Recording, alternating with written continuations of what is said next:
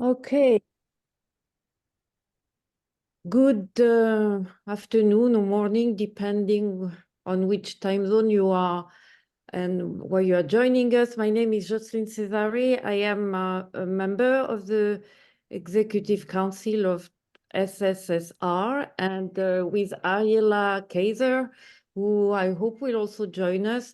It's our great pleasure to announce to you the launching with this particular seminar of a new initiative of the society, which is virtual programming, meaning we are welcoming seminars, webinars, discussion online on books or research topic from all our members.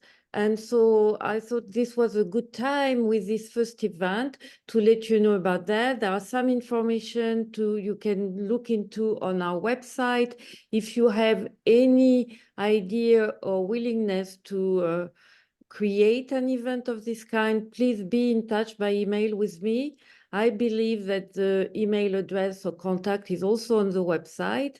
And with no further ado, I'm going to pass the baton to the convener of this first webinar, Professor Eric McDaniel. Please, the floor is yours, Eric. Thank you so much. I want to thank everybody for joining us today for this discussion of religious freedom. I'm very excited to be joining with the three amazing panelists where we will talk about how people think about religious freedom and what it means for different groups, both domestically and internationally. We also hope to carry this over to the SSSR conference, which will be held in Pittsburgh this year. So this is kind of a preview of something you'll see if you come to the conference. So please be aware of that. If you do have questions, we ask you place them in the chat and that you remain muted. I will try to field as many questions as possible, but we may run out of time. So what we'll do is start off with first I want to introduce our panelists and kind of the order they'll be presenting, and then kind of go forward. So we have Professor Gary Adler, Professor Nazita Lajevardi, and Professor Jason Klocek. These are our speakers for today. I'm really excited for what they have to share with everyone. And you didn't come here to listen to me, so I'm gonna let them get started. And Gary, I'll let you take it away. Okay, great. Thanks, Eric. Let me share my screen. And just want to confirm that that's visible. It is. Okay, great. Thanks again to Eric for organizing. So for my 5 minutes here, I'd like to share some insights from a productive research relationship I've had with my colleagues who are pictured here. So about 7 years ago, we began a research project from 3 observations. First, that the legal structure and politics of religious freedom in the US had been changing for some time. Second, that the high-profile legal cases driving this change were often an outcome of very local processes. And third, that those local processes had not been well studied. So since then, we've focused our research on that local level. We've done 3 data collection projects which have built on each other. These projects are meant to catch the meanings and practices of religion and religious freedom from different sides of the religion-state boundary. And so today, I'll share with you a few results from our surveys of local government officials, people like mayors, managers, and council members. In doing so, I want to suggest that religious freedom is a different thing at the local level, and that this reality has implications for how we might study religious freedom. So to begin, an overwhelming amount of local officials in the United States support a rights-based conception of religious freedom and think that their local community does too. There is clear support for the so-called free exercise aspect of religious freedom. Most officials have some type of connection to a congregation, even if they themselves aren't religious, and most think that religious congregations produce social goods. At the same time, local officials are basically ignorant of the legal transformation that has been occurring these past 25 years in the United States. So this graph shows that very small percentages of officials know anything about our LUPA, the largest piece of recent federal religious freedom legislation, or about their state's Religious Freedom Restoration Act. So this lack of familiarity with law in the books suggests that an array of non-legal forces shape how religious freedom works through local government officials. Now, notably, very few local officials subscribe to extreme views about uniting religion and government. The levels of support among officials for government endorsement for Christianity are about 1/3 the level among the general public in the United States. In fact, as the last 3 bars here show, a sizable portion of local officials are actually worried about religion, either causing legal problems or social division. And the level of support for abstract separationism among local officials is actually 20% higher than among the American public in general. So as a result of all these various realities, local officials are wary of the very things that the Supreme Court has been encouraging them to accommodate. About half want any type of religious symbol in a holiday display on government property, even though 80% are actually in communities that have government holiday displays. Less than 1/3 want prayer at public meetings, and only 1/5 align with the Supreme Court's recent decision that allows religious exemptions for government employees, even at a high cost to local government. So what are we to make of these patterns in terms of religious freedom? Well, we think that local officials in the US support a type of religious freedom that does not require government support for religion, that this is in tension with shifting federal law, and that local officials are on the lookout for emerging religious state conflicts. And then what are we to make of these patterns in terms of how we study religious freedom? So I'll leave you with this final slide. The first 2 columns are my categorization of 2 ways that religious freedom has been covered by social scientists over the past 30 years. Much like social actors, social scientists approach and conceptualize religious freedom in distinct ways, arriving at different conclusions. The third column is an approach that emerges from our research, one that examines embedded actors and the decisions they make to regulate the boundary where religion and state meet. We think this approach is especially fruitful for understanding both ongoing respect for religious freedom, as well as widespread practices at the local level that construct, curate, and constrain religious freedom in distinct ways. And I'll pause there, and I look forward to my co-panelists. Thank you so much. Next, we have Professor Nazita Lajevardi.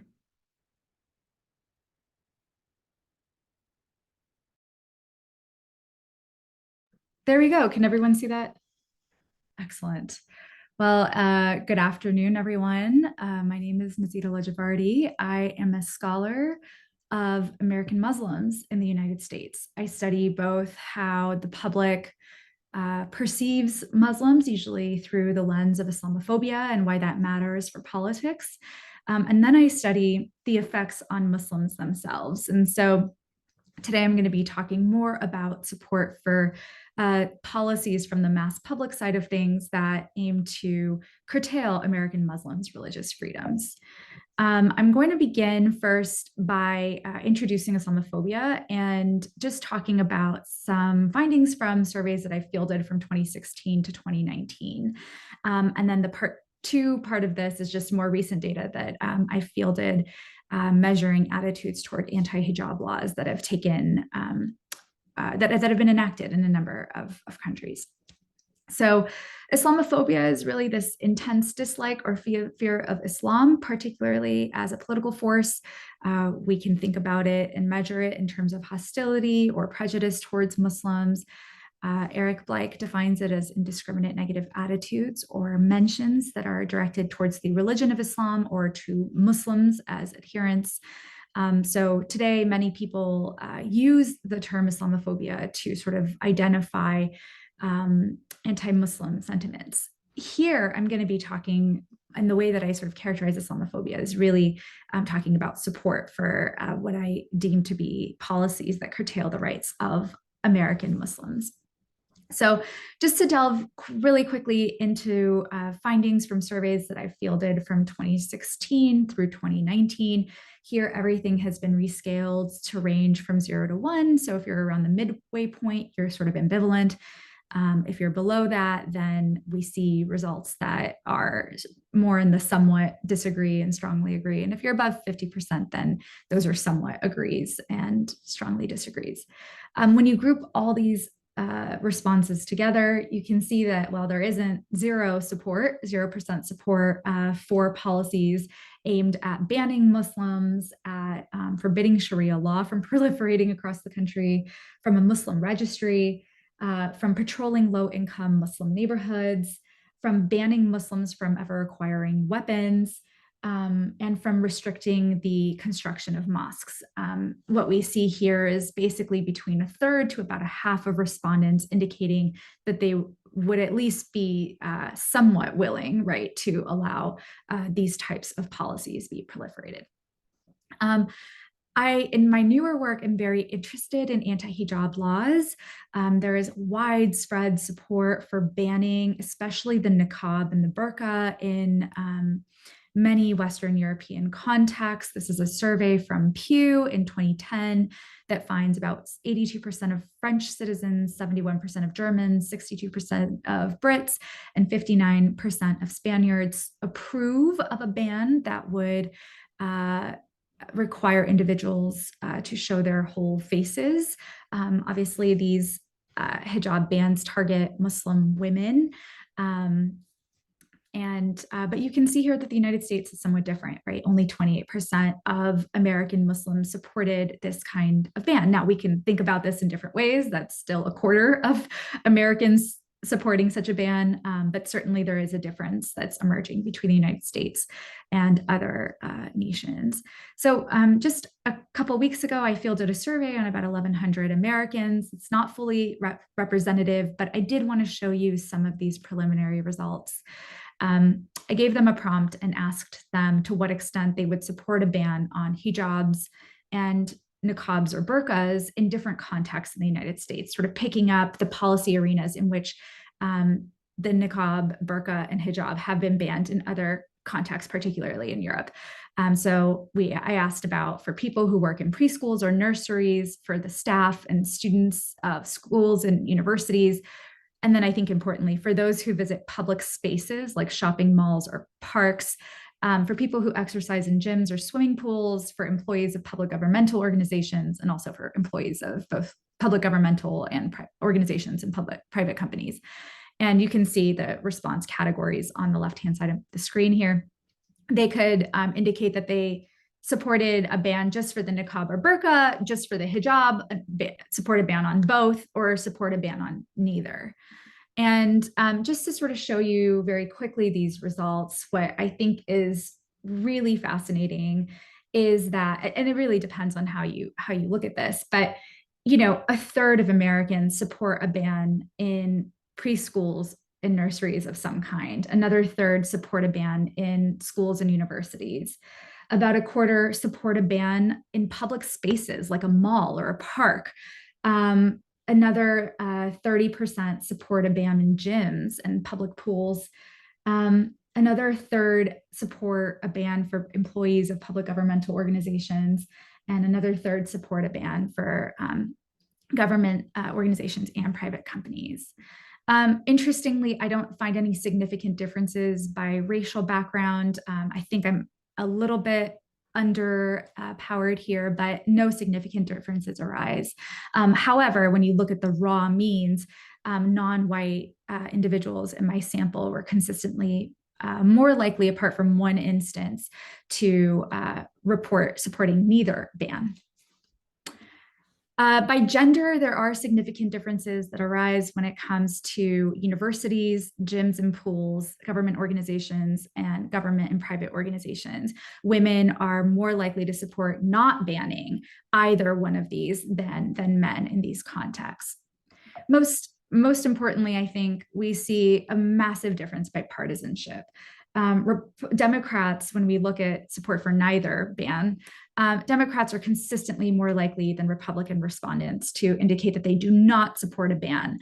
But I think it's also really fascinating to find that about half of Republicans across the board, if not more, are supporting a ban of some kind for each of these contexts, raising issues of how the religious freedoms of Muslim women can be curtailed here in the United States. And then very quickly, I just want to point out that age and hostility towards American Muslims are the most consistent predictors of shaping support. So older Americans and those with more Muslim animus are the ones who are really driving these findings. And with that, I will turn it over. Thank you so much, Nazita. And so the last but not least, we'll move on to Jason Klocek. His work, which moves it from the U.S. to a comparative perspective. Great, thanks Eric, thanks Gary and Nazita, really fascinating so far. Thanks everyone for joining. As Eric mentioned, my name is Jason Klocek. I'm an assistant professor at the University of Nottingham, where I tend to study the relationship between religious discrimination and violence. And as Eric also mentioned, I want to sort of broaden our perspective to think a bit more of religious freedom in the international sphere, particularly to think about the growing policy interest in the promotion of what is now termed global or international religious freedom. This is partly spurred on by the fact that the picture is no rosier when we zoom out, or as Nazita showed, in a comparative perspective. For those of you who follow the Pew Research Center's semi-regular report on religious discrimination around the world, you know that the most recent report earlier in the month indicated that government restrictions are at an even higher level than they were in the past. They're at their peak, at least as of 2021, the most recent date for their reporting. So what I wanted to do today to kind of provoke some discussion and thoughts is flag three influential beliefs that guide the promotion of international religious freedom today, and mention how my work tries to tie into that to critically interrogate those conventional wisdoms. So the first I thought I'd mention is this persistent claim that religious freedom and democracy go hand in hand. There are, of course, correlational studies that provide support for this claim, but I want to draw attention to the idea that this focus obscures two other relationships. The first, already hinted at by the other two speakers, right, is that religious freedom and democracy don't always reinforce one another. And we can see that not just in the sharp levels of a sharp rise in levels of anti-Semitism and Islamophobia since October, but also how this is a larger trend that well preceded those events. But another relationship that we often miss concerns periods of democratization, or given today's landscape, even democratic backsliding. We might ask, what challenges do faith communities face when regimes change? And this is something that co-authors, my co-authors Hyun-Jung Ha and Nathaniel Simuktoya and I explored recently in a Journal of Peace article. And in that study, we were looking at cross-national analysis and combining that with ethnographic data from interviews with Coptic Christians in Egypt to look at how societal-based religious discrimination is much more likely to increase during periods of political transition than government-based discrimination. We thought this was important because we focus so much on government-based discrimination because it's easy to observe from outside the country. But we draw attention to the fact how it's the weakening of institutions, particularly during political transitions, that leave room for societal actors to sort of operate with impunity against religious minorities. And we look specifically at Arab uprising countries, but our findings have implications for a broad range of contexts, including Sudan, Myanmar, and many other countries where you see democratic backsliding today. A second common refrain you find in the world of religious freedom promotion is that religious freedom is good for peace, and religious freedom violations fuel conflict. And the general idea here is that religious discrimination can lead communities to take up arms in order to address grievances. And again, there are some studies that demonstrate this relationship, but we should also consider how the reverse is sometimes true. So for example, with my co-author Peter Henney at the University of Vermont, we've published on how religious civil wars can actually lead to more levels of religious discrimination. So the opposite relationship that people often look at.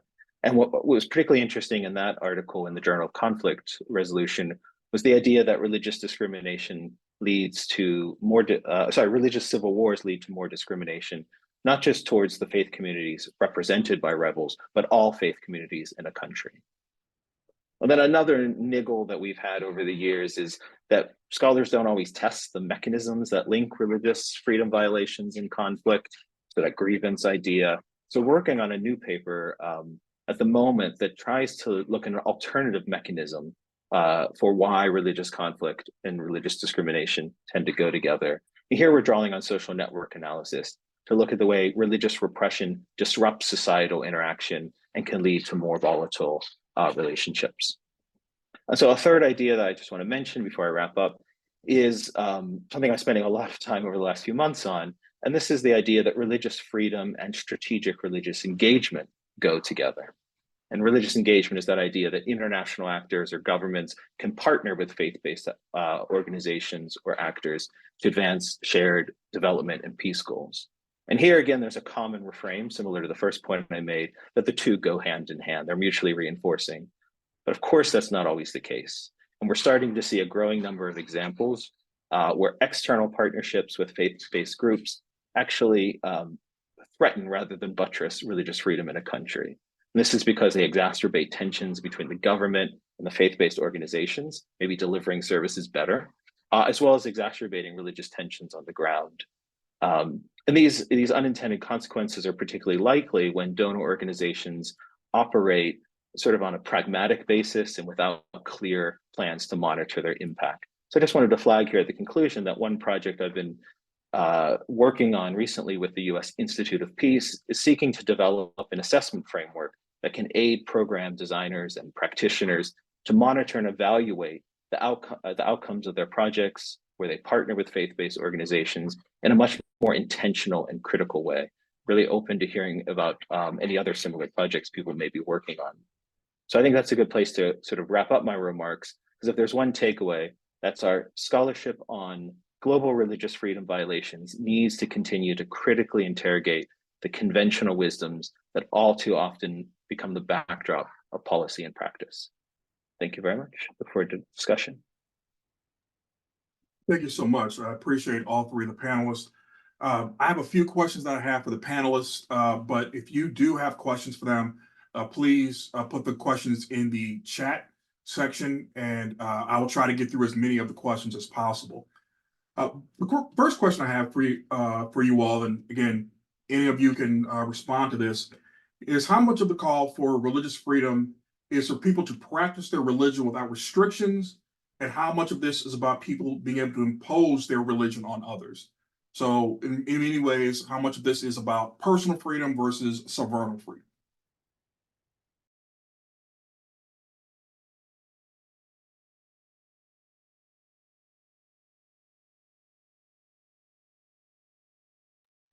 Nobody wants to be the first person to answer it, do they? I'll kick us off. You know, it's interesting the way you ask it, right, Eric, is how much is it about that ability to practice or impose? And I guess linking to the comments I made, one thing I worry more about is the unintentional consequences rather than the intentionality behind it. I think at least in the sphere of international religious freedom or global freedom, religion, or belief promotion, it's a pathway paved with good intentions. It's not just the increase in global restrictions that people have observed, but there are also moral compulsions and religious convictions that have driven people to engage in that work. But I think because the evidence base is developed after the policies have been enacted, what we often don't realize until it's too late are some of those unintentional consequences that I mentioned. And I'll just give one quick example, and we get Gary and Nazita, just hear your thoughts. But I spent a lot of time in the early 2000s in Chania, Crete, where I had a friend who developed what is reconstructed what is now the only standing synagogue on the island. And that was through World Monuments Funds. And again, it was a lot of good intentions. But when that was constructed, the Metropolitan of Chania, or the bishop, made a public statement saying that the Jews of Crete are allowed to have a museum, but there should be no place of worship here. But again, there's a lot of good intentions to sort of resurrect this synagogue, but it came with that tension you're mentioning. There's a somewhat good end to that story, which is the synagogue operates as a place of worship today, a place of interfaith dialogue, still faces challenges, but is in a much better spot than that anecdote might suggest. I can I don't know if I have as lively as an anecdote as that, but this is like a kind of a central question to our project, since we're actually looking at people who are local government officials. One publication that we've done shows that these people are religious at the same levels and in the same ways as Americans in general. So that means a lot of local government officials are religious, and theoretically speaking, are in a kind of prime position to be able to land on one side of that binary you asked, Eric, to be able to impose. But we have a working hunch that just the role of being a public official and the pragmatic demands of being aware of local social diversity seem to really kind of press the brakes on a desire to do that. So some of the most interesting data that we've been collecting is around holiday displays and prayers at public meetings. So these aren't like Memorial Day parades where there might be a local pastor. This is actual like council members themselves doing prayers. And that a lot of the reticence in both those venues is about the exclusion, the forces of exclusion that those sorts of practices generate. Despite the fact that we often hear from officials the importance of religion in the community, the importance of their own religious identity, there's a real awareness about the kind of the flip that occurs from what you might call in the American context, the free exercise to the establishment concern. And it's that latter concern that seems to drive, it's often inchoate amongst the people we talk to, but it's that concern that seems to drive a lot of what we're picking up on. So I think my two colleagues here have done a really great job answering this question. I would say I really don't have too much data on the intention behind the development of the types of restrictions that do exist to try to curtail Muslim rights in the United States. However, if you look at the factors that increase support for these types of policies in the United States, factors like strength of American identity or anti-Muslim animus or social media reliance.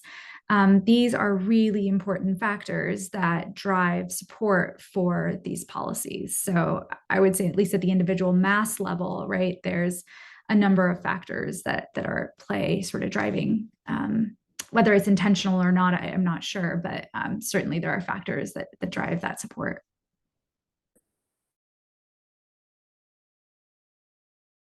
All right, well, thank you all so much for that response. And again, if you do have questions, please put them in the chat. I know we have one question so far, but if you have other questions that pop up, please put them in the chat and we'll try to go through them. The next question I have for you still deals with this issue of freedom and the way we think about freedom in various ways. And whereas the last one was about being able to practice it freely or impose it upon others, this question I have is really about the role of government and how much of this is about getting the government out of the way, and how much of this is about the government providing protections from threatening forces. So we can think about it in terms of civil liberties, like just let me do what I want to do, or civil rights in terms of providing certain protections against discrimination.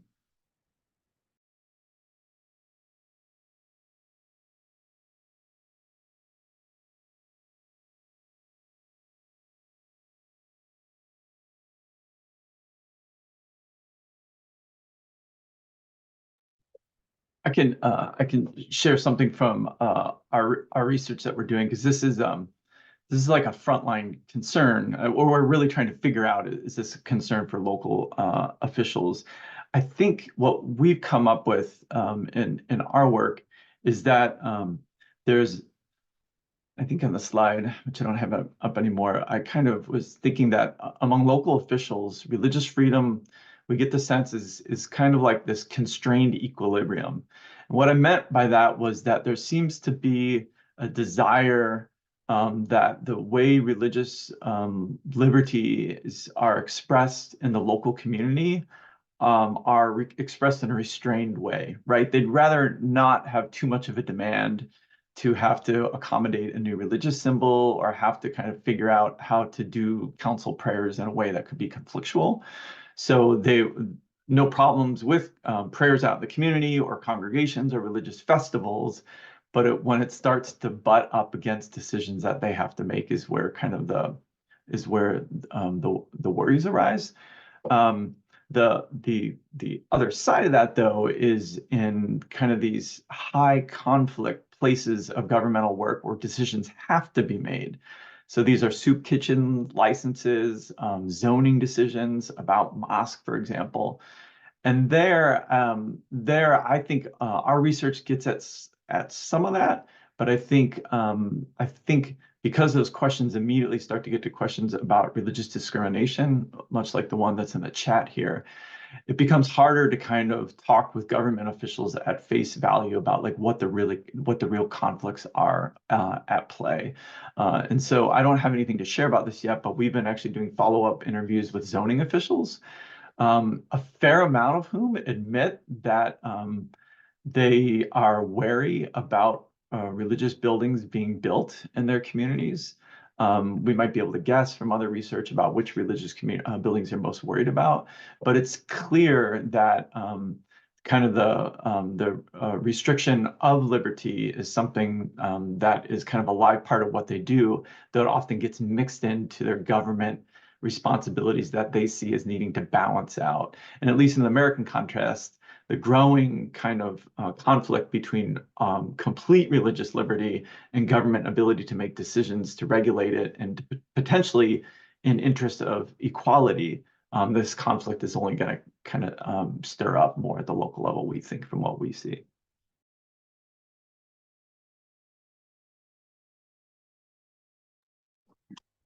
I can offer a couple of thoughts too, Eric, unless Nazita, I don't know if you wanted to, or offer a few thoughts, and if you want to jump in too, great. To maybe do an annoying social science trick here, Eric, is your question makes me think about under which condition. So I think a lot, particularly, I don't know, for some, maybe because religious freedom is such a a salient and politically charged topic nowadays, that we often think of sort of one size fits all solutions or sort of sometimes narrow approaches.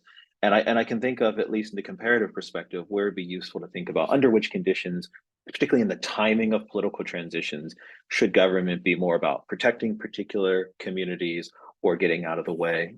So for example, the Journal of Peace Research article I mentioned, where we look at the effect of political transitions in Arab uprising countries, it's precisely because the government is out of the way that minority religions are such at risk. It's the weakening of state institutions and the way in which societal actors know they can act with that impunity. I mean, we had with the co-author who did the ethnographic research, Yan Zhang, she did it in Cairo.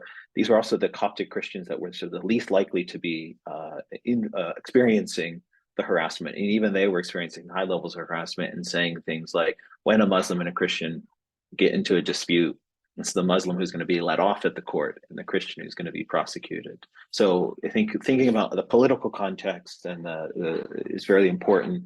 Then the other thing I would add is I was thinking about this relationship between religious freedom and strategic and religious engagement, because here again, you have this argument that if religious actors, faith-based actors don't have the room to operate, then you can't partner with them. So one of the things I've been thinking about, at least more recently, is also in post-conflict, in conflict and post-conflict settings, what's the timing in which government intervention is more or less efficacious at protecting all minority rights?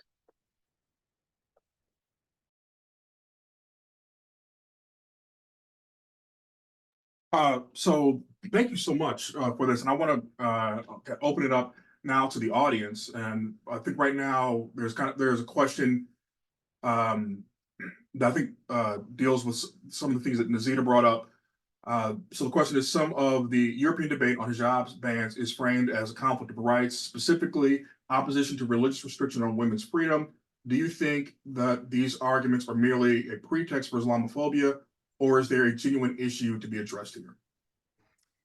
Yeah, so I've been following some of this discussion, and I've started a research project that surveys 9 countries asking individuals across Western democracies about their support for hijab bans, and then also trying to study the impacts on Muslim women of these bans. So far, the data is still in the field, but of the 2 surveys that I've conducted and have had the chance to analyze, I've found that what's happening is that it is negative stereotypes of Muslim men that is shaping support for these policies governing the bodies and choices of Muslim women. And so, controlling for everything, we still find consistently negative stereotypes about men is leading to policies being enacted under the pretense of oppression and misogyny and anti-feminism, et cetera, to govern the bodies of Muslim women. Speaking to Muslim women, they are basically feeling completely isolated in all of this, but it's also mobilized them into politics a lot more, I will say, especially the younger generation. So just doing some interviews in France, when I started this project, there were a whole host of women who were mostly unveiled, who identify as being Muslim by heritage, who were motivated to speak out to the news media, who were motivated to speak out to politicians, who were motivated to participate in politics, almost as a form of fighting back. And so I guess, I sort of don't really want to engage even with the premise that individuals are being forced to wear a hijab. We don't say the same thing about someone being forced to wear a yarmulke. We don't say the same thing about someone being forced to wear a cross. It is, to me, incredibly Islamophobic to even assume that and presume, right, that there is no freedom of choice. Why is the freedom of expression of Muslim women differently being assessed than every other community and every other intersectional group that, is somewhat marginalized? I think we need to sort of be really mindful of the fact that the governance of these policies is coming from very much a white savior perspective that is not aware of what a hijab means to a woman. And it also means very different things across different generations and different cultures. And so I think that we need to be a little bit more mindful that by restricting and even purporting to know what's best for a Muslim woman who decides to veil in any which way, we are, by virtue of that, having certain stereotypes about people. And that is in and of itself, in my opinion, Islamophobic.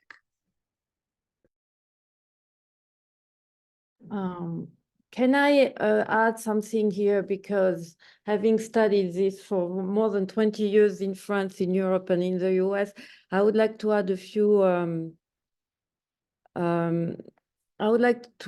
points to Nazita response here.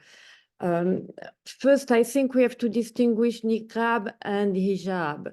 The French indeed have gone the further in banishing by law the hijab, the head covering in public schools. But the practice of discriminating women with a hijab is off the roof, especially in France, not only by public servants, but also by in firms, in companies, in any public space. So this is quite worrisome. And the idea is, indeed, it's seen as Muslim women being alienated, but there is a lot of work that shows that this is deep down in the French psyche more than Islamophobia.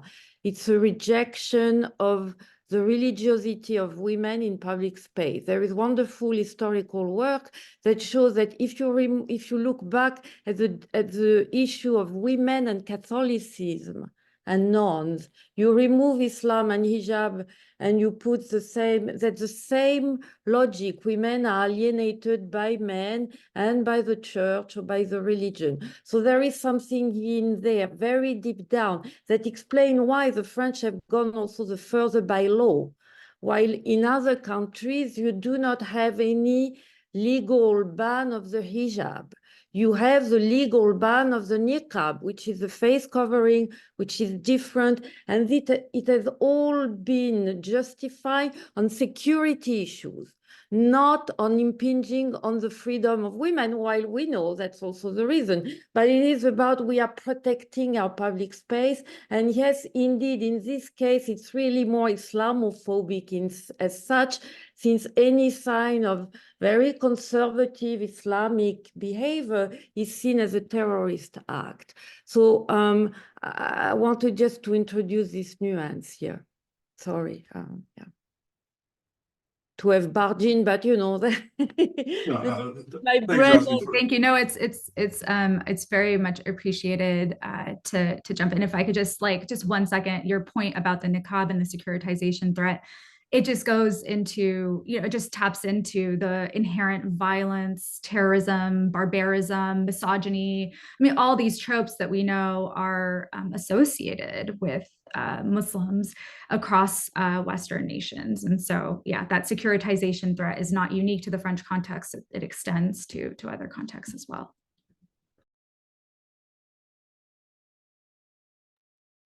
All right, so another question that has come up is, this is kind of open in any of the panelists, is what degree we can think of religious competition as playing a role in these infringing upon religious freedom as the groups try to, I guess, monopolize the religious marketplace and try to knock out competitors.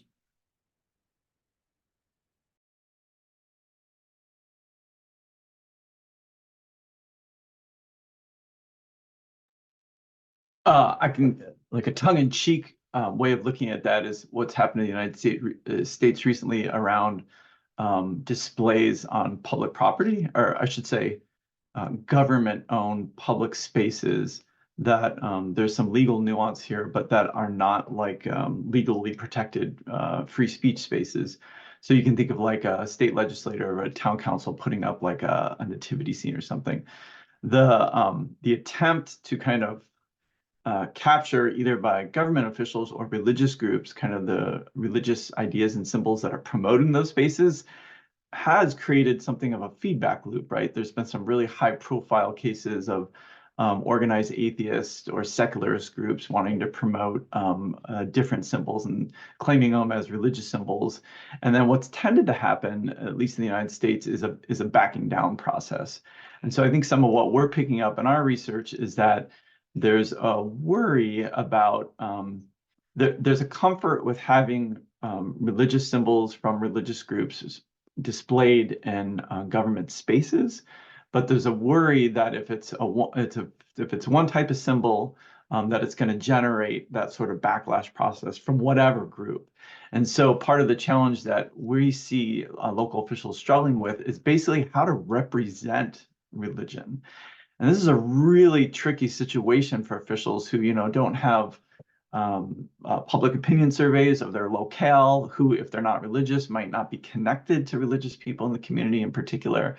But I think that's some of what we're going to find in the United States going forward is, and what we see in our research is the desire to literally symbolically represent religion communities, but of a wariness about doing it in the wrong way or having it to be too quickly captured by certain religious groups.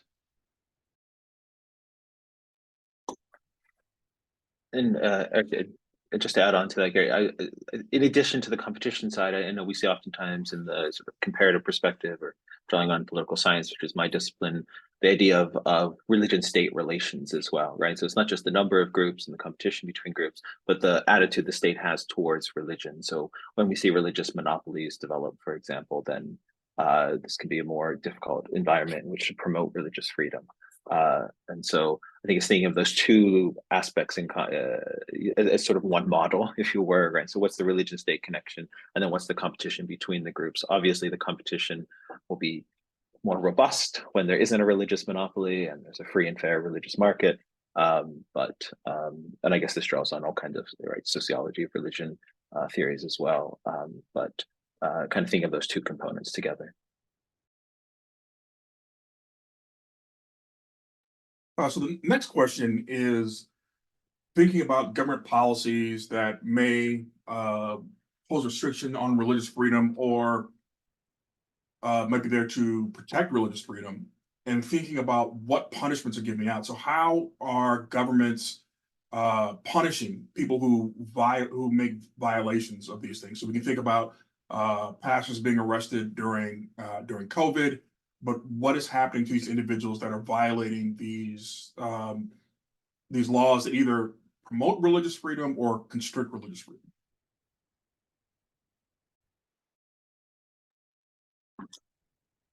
I found that a really interesting question, and someone who sort of, I guess I go over these global data sets sometimes, but also think of particular context. There isn't a straightforward answer I can think of. I mean, there's a lot of diversity and scale. So personally, I lived in Turkmenistan, a Central Asian country, and attended the Catholic masses at the nuncio in the capital. This was in essence a violation because the Catholic Church was allowed to operate, but they weren't supposed to be having masses. I was served, there was surveillance, people knew I went, nothing really happened. The opposite end of the scale, of course, are the real egregious religious freedom violations that I think capture international attention, right? Uyghur Muslims disappearing in detention centers in Western China. Now and then a stoning case in Iran for blasphemy law. So, right, but I think probably those catch international attention. There are reasons we focus on the worst offenders, but I'd also draw attention to a lot of things happening in the middle ground, right? So if we think about Russia or countries where you would have to, there would be a law to register your religious community. And if you don't do that, you're not allowed to operate. Your church or your community might be raided, you'd be arrested. To blasphemy laws in Pakistan or other places where it can be jail time. So we sort of have a whole scale, and think of Annie Sarkisian's work here. She looks at what's called the varieties of religious repression. So if that interests you, that'd be a really good source to look at. That was a really, really interesting question. So thank you for posing it. I was thinking about the US Muslim case where it's not necessarily that there are these explicit or even widely known governmental restrictions that penalize Muslim adherents in the United States, but there are a number of government policies and agencies that do target American Muslims. So like, for instance, in the aftermath of the attacks on September 11th, the USA Patriot Act expanded surveillance practices and expanded warrantless searches and seizures, and placed infinite and indefinite gag orders on telecommunications companies, for instance. So they were penalizing in some ways Muslim adherents in the United States by tracing their phones, tracing their emails, their text messages, they're tapping their phone calls. But yet folks were never made aware of this. Muslims were put on the USA no-fly list because of suspected activities, yet they've never been able to actually see the full list and become aware if they are actually on the list. So many Muslims report airport discrimination, for instance, like one of the very common survey questions that we ask. So these are governmental policies that are more covert, that are targeting this population, and the penalties, right, are perceiving massive amounts of discrimination at the hands of a number of different private and state actors. But this is kind of how it has traditionally manifested in the United States. One other example I can think of is the FBI in New York City infiltrated the Yale Muslim Students Association back in the mid-aughts. And so you have like a police agency in the city of New York going to another state, right, and infiltrating that religious group and surveilling individuals and collecting, you know, covert information about this. So in that sense, right, like Muslims have kind of just become used to there being a number of governmental policies that do target their rights, even if they're not aware of them. And I can just build on that and say it's even more present at the mundane level of local municipalities. So in our research that we did at 8 different sites, talking to religious leaders, and actually in our follow-up surveys with government officials, it's very clear that basically the single most frequent way that the state in the United States interacts with religious groups is through police. This has gotten a lot of good press in the last couple of years around like basically active shooter defense drills and protecting minority houses of worship. But when we actually talk to religious leaders, they're very minority religious leaders, so non-Christian. They're very fluent and careful in how they talk about the police. And they really kind of talk about the two sides of the police, right? Like literal physical protection around their religious worship services. But then, you know, we seem to get called a lot when we're having feasts to break the fast, or when we have our non-Christian religious celebration. And the police are always respectful, but we do seem to get that more than other groups around here. So at the very mundane local level in the United States, this happens really frequently. And the most kind of, in terms of the penalty that we've heard, we have one site where basically a police officer refused to actually protect a minority religious worship celebration. And that police officer was eventually let go from the police force. But our hunch is that there's very few penalties that actually occur unless they're really overt and they kind of rise to the level of local knowledge in the press or something like that.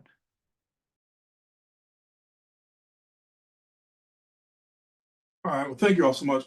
So there's a question specifically about Jason's work, and I think it might apply to all three, and it's dealing specifically with asylum seeking and how has the U.S. responded to Coptic Christians in Egypt seeking asylum in the U.S. How the courts handle this? I guess basically how much information do you have about people seeking asylum for along religious freedom lines? Thanks. I appreciate the question. And I'm going to guess, actually, even though directed towards me, Nazita and Gary, you may have more to say about this in the US context. So one thing I'd say is actually, we didn't look at this. So I can't give a direct answer to this question. What I would mention is that, right, Coptic Christians are the largest religious minority in Egypt, relatively sort of well-educated and higher socioeconomic status relative to other religious minorities. So what we were looking at in the paper I mentioned, the study I mentioned, was about how scapegoating happens so easily during political transition. So a relatively empowered, well-off minority community once again becomes targeted during this period. So that's something to highlight. That's something to think about in relation to the question. In terms of foreign relations, which is what I tend to focus on, political science and international relations, security always trumps religious freedom concerns. So funding to Egypt has not declined, despite the rise in religious freedom violations that we documented in other places. So I'll leave it there. Maybe Nazita and Gary, you have more to say about in the US context with asylum seeking in US courts. Yeah, so the Council on American Islamic Relations, or CARE, documents what they call bias incidents or hate crimes. They're really the most trusted source by the American Muslim community where to sort of report their most egregious incidents. Of course, not everything makes this list, but the question made me think about the 2021 withdrawal from Afghanistan. So we can obviously turn to the Syrian refugee crisis and talk about how the 2016 Trump campaign, right, wanted to be very careful to differentiate between Christian and Muslim Syrians, and then followed through on that in terms of immigration practices, targeting asylum seekers based on religion. But in 2021, with the withdrawal in Afghanistan, CARE actually reported getting 2,800 reports out of its total 6,700 that year, just related to immigration concerns related to asylum seeking for Afghan migrants. And I thought that was really important to sort of bring to the table that, you know, not quite half, but more than a quarter of these incidents that were reported in that year have to do with asylum seeking, and especially the Afghan context. It's also worth noting, if my memory serves me correctly, that the policy under which Muslims from Afghanistan were able to come to the United States I believe that the time that they were given on those visas was less than the time given to Ukrainian refugees who were coming around that same time as well. And so, at least when it came to asylum seeking, the Afghan case is something really fascinating to look at, especially because this was happening at the hands of a Democratic president, not a Republican president who had run on distinguishing between Christian and non-Christian origin asylum seekers. But yeah, I just wanted to add that small point. But what I can touch to this tangentially, which is so when we've studied 8 different local communities and talked to religious leaders locally, what's really clear is that the former systems that existed between religious communities at the local level to support refugees have really taken a massive hit. And it's for a couple reasons. One is what happened during the COVID pandemic with some closings and decline of some congregational memberships. The intentional restricting of refugees during the Trump administration and how that really frayed a lot of local level relationships. And then the graying of congregations, especially we find in rural areas. We're working on a publication about this, where we're kind of looking forward and thinking 10 to 20 years from now, the really problematic and frayed and informal religious partnerships that supported a lot of refugee settlement, as problematic as those have been, are greatly weakened. And so our hunch is that it's just going to be much more difficult to actually marshal a mostly religious audience to support religious refugees in the United States. So that was the last question. We were running short on time. I want to take the time to thank all 3 of our panelists for joining us.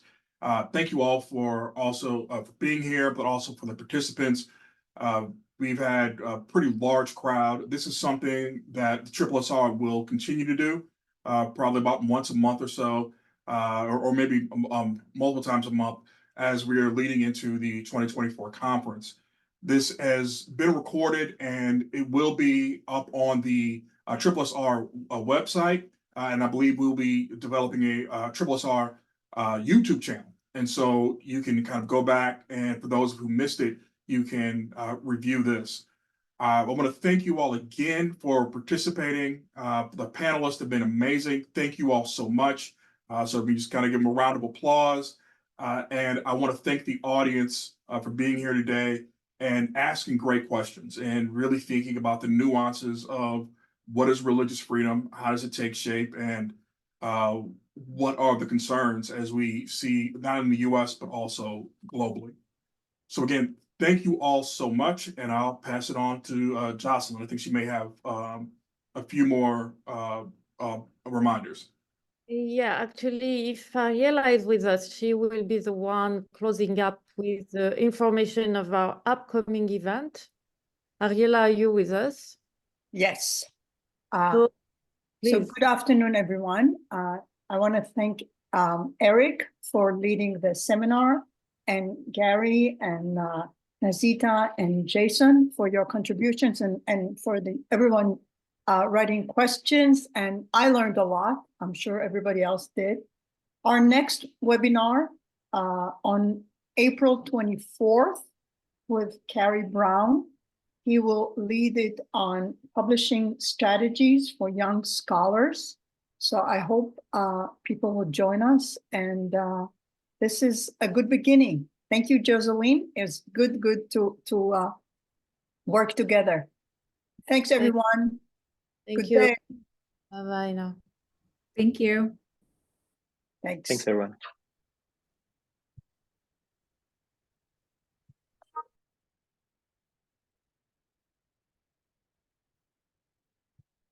Thanks, Eric, and thanks, Karen. Thank you. Karen, should I just end it for all? Yeah, Karen. Oh, she's okay. All right. So Y'all have a much. good one.